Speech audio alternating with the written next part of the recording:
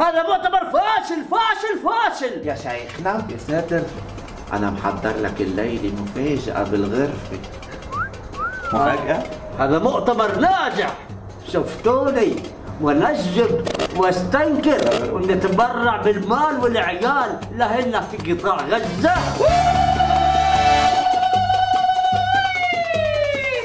بلاد العرب أوطاني من الشام لبغداد ومن نجد إلى يمن إلى مصر دي عندنا فضطوان.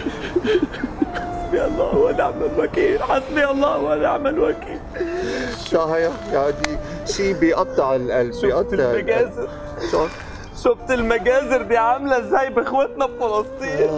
والله وحياة امك وامي ان دمعتي ما نشفت. شفتك يا خيي، شفتك. ما نشفتش. أنا في الحقيقة كنت في غفوة عميقة، بس تصدق وتآمن بالله لا اله الا الله، دموعي كانت على طرف عيني ترقرق.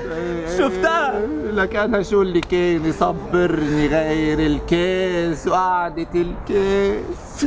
صادق والله صادق. لما سمعت وشفت على التلفزيون اللي بيحصل مع اخواتنا الفلسطينيين بغزة عملت ايه؟ قلت المعابر مع رفح تتفتح دلوقتي.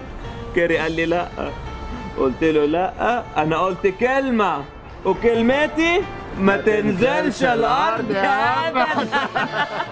بلاد العرب اوطاني من الشام لبغداد ومن بغداد الى